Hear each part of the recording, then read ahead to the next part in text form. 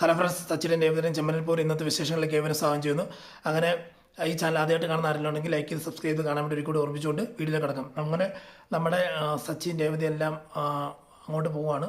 സച്ചിൻ രേവതി വരുന്നുള്ളൂ.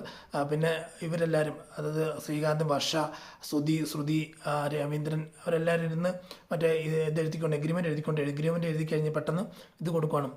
പൈസ കൊടുത്തു കഴിയുമ്പോഴത്തേക്കും എഗ്രിമെൻറ്റ് എഴുതിയിട്ട് പിടിച്ചോളാൻ പറയുമ്പോൾ അച്ഛനോട് മേടിച്ചോളാൻ പറയുമ്പോഴത്തേക്കും ഒരു അച്ഛൻ രവീന്ദ്രൻ പറഞ്ഞു, ഞാൻ മേടിക്കുന്നില്ല, ഇതിൻ്റെ ഓർഡറായിട്ടുള്ള, അതായത് അവർ മേടിക്കാൻ പോകുന്ന വീടിൻ്റെ ആൾക്കാർ, അതായത് ശ്രുതിയും മേടിക്കട്ടെ എന്ന് പറഞ്ഞാൽ അവർ മേടിച്ച് കഴിയുമ്പോൾ സന്തോഷത്തോടെ കഴിക്കുമ്പോഴത്തേക്ക് പെട്ടെന്ന് ശ്രുതി പറയുവാണ്, അല്ല വീടിൻ്റെ ഓണർ പറയുവാണ്, ഞങ്ങളെന്നാൽ പോവുകയെന്ന് പറയാം. എവിടെ പോകുക സാറേ എന്ന് ചോദിക്കുമ്പോഴത്തെ ദുബായിൽ മീറ്റിംഗ് ഉണ്ട്. ഞാൻ പറഞ്ഞല്ലേ, ഞങ്ങൾക്ക് ഇവിടെ അല്ല ബിസിനസ്, ഫുൾ ബിസിനസ് അവിടെയാണ്, ദുബായിലാണ് ബിസിനസ്, അതുകൊണ്ട് ഇവിടെ ഞങ്ങൾക്ക് സമയം ചിലവഴിക്കാനില്ല, ഞങ്ങൾക്ക് പോയേ പറ്റുമെന്ന് പറയുമ്പോഴത്തേക്ക് ശരി അങ്ങനെയാണോ ശരി എന്ന് പറയുമ്പോഴത്തേക്ക് പുള്ളിക്കാരൻ്റെ ഭാര്യ പറയും, ഈ വീടൊക്കെ നിങ്ങൾ നോക്കിക്കോണം എന്ന് പറയുമ്പോഴത്തേക്ക് പറയും, നീ എന്തേ ഈ പറയുന്നത്, ഇന്ന് മുതൽ അവരുടെ വീടായത്, അവർ നോക്കിക്കോളാം എന്നൊക്കെ പറഞ്ഞ് ശരി എന്ന് പറയുമ്പോഴത്തേക്കും സാർ ഞാൻ നിങ്ങൾ നന്നായിട്ട് നോക്കിക്കോളാം എന്ന് പറയും. അതുപോലെ ശ്രുതി പിന്നെ ഒരു 6 മാസത്തിനുള്ളിൽ ബാക്കി ഫണ്ട് തന്നില്ല എന്നുണ്ടെങ്കിൽ ഈ വീട് പിന്നെയും എൻ്റെ തന്നെ ആകും കേട്ടോ, ഈ 30 ലക്ഷം നിൻ്റെ കയ്യിൽ നിന്ന് പോകും എന്ന് പറയാം. സാർ 6 മാസത്തിനുള്ളിൽ ഞാൻ തന്നേക്കാന്നുള്ളത് ഈ പറഞ്ഞ് വെക്കുന്നുണ്ട്.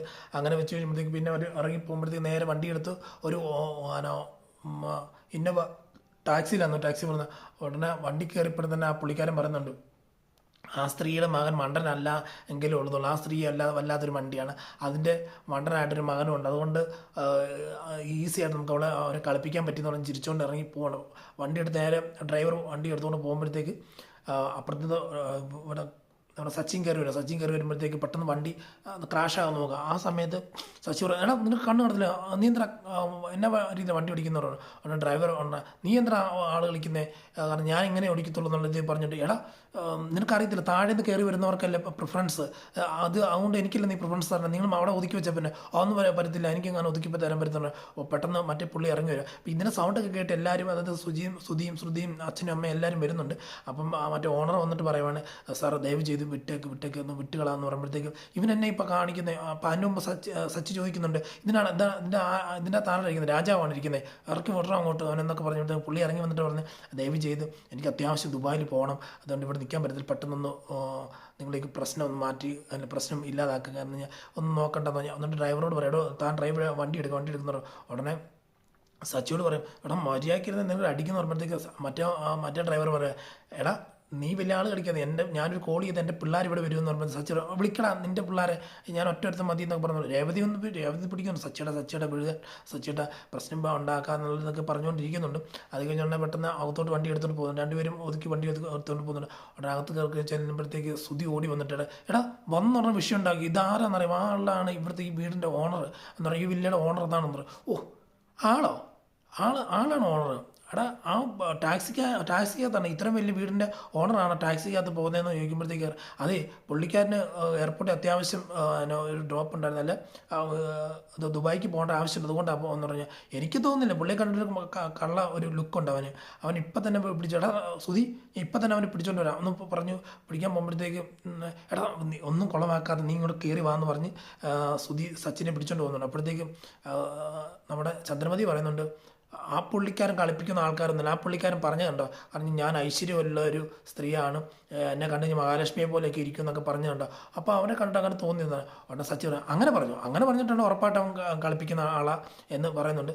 അത് കഴിഞ്ഞിട്ടുണ്ടെങ്കിൽ പെട്ടെന്ന് സച്ചിയോട് രവീന്ദ്രൻ, എടാ സച്ചി വിട്ടുകള എന്തെങ്കിലും ആട്ടെ എന്ന് പറഞ്ഞ് അകത്ത് കയറും. ഉടനെ ഇത് കയറിയിട്ട് എല്ലായിടത്തും അങ്ങോട്ട് പരതി നോക്കുകയാണ് നമ്മുടെ ചന്ദ്രമതി. അയ്യോ ഫോണ്, അയ്യോ ഫ്രിഡ്ജ്, അയ്യോ വാഷിംഗ് മെഷീൻ, ആദ്യം ഇതെല്ലാം നോക്കി ഓരോന്ന് പറഞ്ഞുകൊണ്ടിരിക്കുകയാണ്. അത് കഴിഞ്ഞിട്ടുണ്ടെങ്കിൽ എല്ലാവരും പോകുന്നുണ്ട്.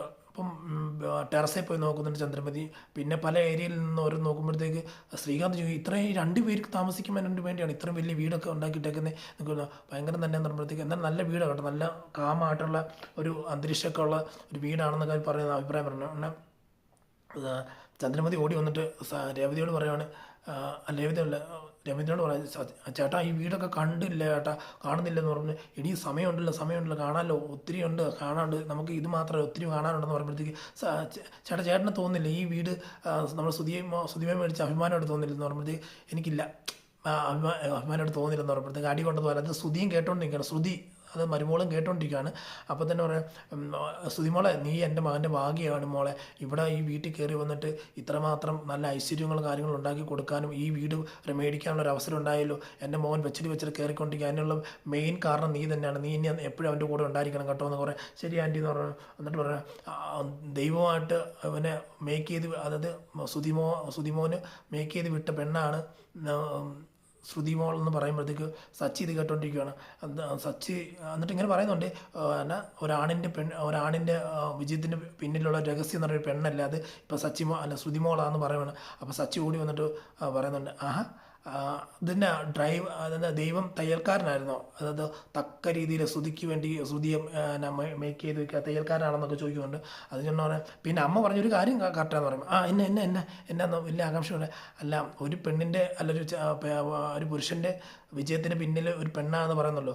അപ്പോൾ ആ കണക്ക് നോക്കുകയാണെന്നുണ്ടെങ്കിൽ എന്തുകൊണ്ട് അച്ഛൻ വീട് മേടിക്കാത്തെന്ന് പറയുമ്പോഴത്തേക്ക് ഒരു രവിയേട്ടാ ഇവനോട് മര്യാദയ്ക്ക് ഇരിക്കാൻ പറയാം, ഇവൻ ഓരോന്ന് പറഞ്ഞ് ഇല്ലാതാക്കുന്നുണ്ട്. സച്ചി ഒന്നും മിണ്ടായിരിക്കുന്ന പറയുമ്പോഴത്തേക്ക് ചിരിച്ചോണ്ടൊക്കെ പറയുന്നത്, അമ്മ അച്ഛൻ വന്നേ വാ നമുക്കൊരു ഫോട്ടോ എടുക്കാമെന്ന് പറഞ്ഞ് ഫോട്ടോ എടുത്ത് എത്ര നാൾ നമ്മൾ ഫോട്ടോ എടുത്തിട്ടുണ്ട്. നമ്മൾ എനിക്ക് ട്രിപ്പിന് പോകുമ്പോഴത്തേക്ക് ഈ ഫോട്ടോ വെച്ച് കാണിക്കാനുള്ള ആൾക്കാർ അത് എനിക്ക് എപ്പോഴും നോക്കിക്കൊണ്ടിരിക്കണമെന്നുള്ള രീതി പറഞ്ഞ് പുള്ളിക്കാരനെ വിളിച്ചുകൊണ്ട് പോയിട്ട് ഫോട്ടോ എടുക്കുക. അതായത് ആദ്യം രവീന്ദ്രൻ നല്ല ഫോട്ടോ എടുക്കുമ്പോഴത്തേക്ക് പറയുന്നുണ്ട്, അച്ഛനെ കാണാൻ സിനിമാ നടന്മാർ തോറ്റു പോകുന്ന പറയുമ്പോഴത്തേക്ക് പറയാണ്, ആണോ അടിപൊളിയാണോ, അത് കൊള്ളാമല്ലോ സൂപ്പറാണ്, അതെ നിൻ്റെ അമ്മയ്ക്ക് മാത്രമാണ് അത് കണ്ണി പിടിക്കാത്തത്, ബാക്കി എല്ലാവരും അങ്ങനെ പറയും, ഇപ്പോഴും ഞാൻ ഇന്നത്തെ ആളാണെന്ന് എല്ലാവരും പറയും എന്നൊക്കെ പറയും. എന്നിട്ട് പറയും വർഷേനെയും ശ്രീകാന്തിനെയും രവീന്ദ്രനെയും പിടിച്ച് മക്കളെ വാ എന്ന് പറഞ്ഞ് മോളെ വാ എന്നൊക്കെ പറഞ്ഞ് പിടിച്ച് ഫോട്ടോ എടുത്തുകൊണ്ടിരിക്കുമ്പോഴത്തേക്ക് ശ്രുതി പറയുന്നുണ്ട്, എൻ്റെ വീട്ടിൽ വന്നിട്ടുണ്ടോ എല്ലാവരും ഫോട്ടോ എടുക്കട്ടെ പക്ഷെ എന്നെ അവർ കൂട്ടുന്നില്ല എന്നൊക്കെ പറയുന്നുണ്ട്. എന്നിട്ട് ചന്ദ്രനദി പറയുന്നുണ്ട്, എടാ മോനെ ശ്രുതി ഇത് സ്വിമ്മിംഗ് പൂളല്ലേ, എന്തിൻ്റെ ഭംഗിയാണ് കാണാൻ, എന്തൊരു ഭംഗിയാണ് കാണാൻ, ഒരു കാര്യം പറട്ടെ, എനിക്ക് ഈ സ്വിമ്മിംഗ് പൂളിൽ ഞാൻ വരുമ്പോഴത്തേക്ക്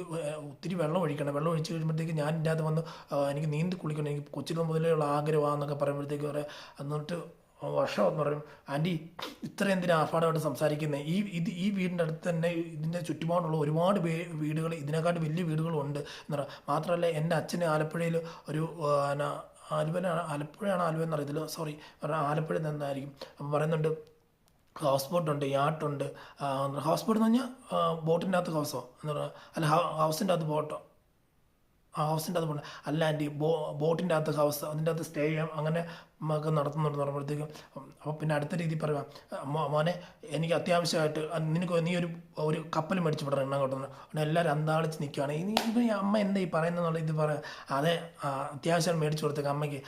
ഉടനെ വർഷം ചോദിക്കുകയാണ്, ആൻറ്റി എന്നെ പറയുന്നറിയോ, ആൻറ്റിക്ക് വലിപ്പം പറയാം, കപ്പലിൻ്റെ ബോട്ടിന് വലിപ്പം പറയുന്നത്, എനിക്ക് കപ്പലും ബോട്ടൊക്കെ തിരിച്ച് അറിയാൻ പറ്റുമെന്ന് പറയുന്നത്. എന്നാൽ പിന്നെ തന്നെ ഇങ്ങനെ പറയുന്നത്, എനിക്കത് വേണം എന്നുള്ള ഇത് പറഞ്ഞത്. അതെന്തിനാ അമ്മ ഇങ്ങനെ പറയുന്നതെന്ന് രേവതി ചോദിക്കുമ്പോഴത്തേക്ക് പറയാം, അമ്മയ്ക്ക് ഇവിടുന്ന് ബാമാൻ്റെ വീട് വരെ ഇതിന് പോകണം, ഡാൻസ് ക്ലാസ് പഠിപ്പിക്കാൻ പോകണം. അപ്പം അതിനകത്തൂടെ ഒരു അമ്മ പ്രത്യേകിച്ച് അപ്പം റോട്ടിൽ കൂടെ അല്ലേ പോകുന്നത്, അല്ല കടലിൽ കൂടെ അല്ല കപ്പൽ പോകുന്നത് നമ്മൾ ചോദിക്കുമ്പോഴത്തേക്കാർ നമ്മുടെ രേവതി ചോദിക്കുമ്പോൾ, അല്ല അമ്മ പ്രത്യേക രീതിയിലൊരു പ്രത്യേക ഒരു കടൽ ഉണ്ടാക്കി കൊടുക്കുക, അതിൽ പോയിട്ട് ഡാൻസ് ക്ലാസ്സിന് ആരും ഇല്ലാത്ത അവരുടെ വീട്ടിൽ പോയിട്ട് അവിടെ പോയി ചുമ്മാ പോയി കുത്തിയിരുന്നിട്ട് പിന്നെ തിരിച്ച് വരാമല്ലോ, മാമേനെയൊക്കെ കൂട്ടിക്കൊണ്ട് വരാമല്ലോ എന്നുള്ള രീതിക്ക് പറയുന്നുണ്ട്.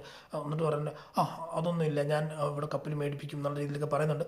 അതൊക്കെ ഞാൻ പെട്ടെന്ന് രേവതി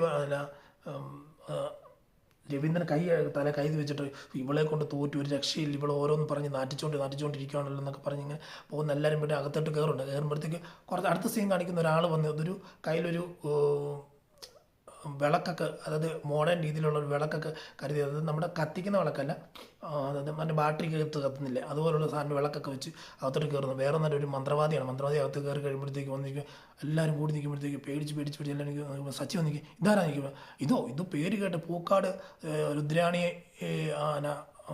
മന്ത്രവാദിയാണ്, ഇയാൾ ചുട്ട കോഴിയെ പറപ്പിച്ചിട്ടുണ്ട്, ആനയെ പിടിച്ച് ബോട്ടിലാക്കിയിട്ടുണ്ട്, പിന്നെ പിടിക്കാൻ പറ്റാത്ത യക്ഷികളെല്ലാം പിടിച്ച്, അതായത് രക്തം ഒറ്റിച്ച് കുടിക്കുന്നത് കുടിക്കുന്നതായിട്ടുള്ള എല്ലാ യക്ഷികളും പിടിച്ച് അതിൻ്റെ അകത്ത് ഇട്ടിട്ടുണ്ട്, അതിൻ്റെ അകത്ത് പിടിച്ച് തറങ്കിലടച്ചിട്ടുണ്ട് എന്നൊക്കെ പറയുമോ, അങ്ങനെ ആണോ അത്ര വലിയ ഇതെന്നോ അത്. അപ്പം ഇതിപ്പോൾ ഇവിടെ നിന്ന് വന്ന് ഇവിടെ സച്ചി പറഞ്ഞു ഇവിടെ നിന്ന് വന്ന് കഴിയുമ്പോഴത്തേക്ക് ശ്രുതി പറയുന്നുണ്ട്, എടാ ഇതിവിടെ പ്രേതബാധ്യത ഉണ്ടോ നോക്കാൻ വേണ്ടി വന്നതാണ്. അമ്മയെ കാണാൻ വന്നാണോ എന്ന് പറയാം. അത് കഴിഞ്ഞുകൊണ്ട് പറഞ്ഞ് ഓരോന്നുണ്ട് മന്ത്രങ്ങളെല്ലാം ശിപ്പിച്ചുകൊണ്ടിരിക്കുമ്പോഴത്തേക്ക് അപ്പം നമ്മുടെ വർഷം ചോദിക്കുന്നുണ്ട് എന്തിനാ ഗോസ്റ്റ് ഹണ്ടർ ആണോ ചോദിക്കുക. ആ അതെ ഗോസ്റ്റ് ഹണ്ടർ, അതായത് ബാധ ഒഴിപ്പിക്കാൻ വന്ന ആളാണോ ചോദിക്കുന്നത്. അതേന്ന് പറയാം.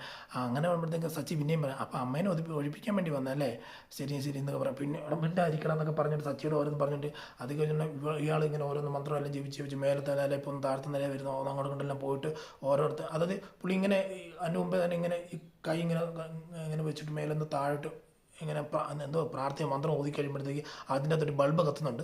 ആ ബൾബ് കത്തുമ്പോൾ എല്ലാവർക്കും അതിശയം ഇയാൾ ഒറിജിനാണ് എന്നൊക്കെയുള്ള രീതിയിൽ. അപ്പം രേവതി തന്നെ ഇങ്ങനെ കൈ വണങ്ങി നിൽപ്പുണ്ട്, ഇങ്ങനെ എന്താ ചെയ്യേണ്ടത് എങ്ങനെ ചെയ്യേണ്ടതെന്ന് അറിയാത്ത രീതിയിൽ നിൽക്കുന്നുണ്ട്.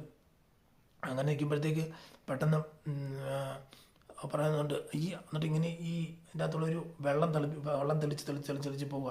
ഉടനെ സച്ചി പറഞ്ഞു, ഇതെന്ത് വാറ്റാന്ന് തോന്നുന്നു, നല്ല ചാരായത്തിന് വേണം എന്ത് ചോദിച്ചിട്ട് വരാമെന്ന് പറയുമ്പോഴത്തേക്ക് സച്ചിയായിട്ട് മിണ്ടാതിരിക്കുക എന്ന് പറഞ്ഞ് സച്ചിനെ ഇങ്ങനെ തടയുന്നൊരു സീനാണ്. സച്ചി അവിടെ ഫുള്ള് കുളവാക്കണം, എല്ലാം അല്ല ഭയങ്കര ഡയലോഗൊക്കെ അടിച്ച് ഭയങ്കര കുളവാക്കുന്ന സീനാണ് നമ്മൾ കാണുന്നത്.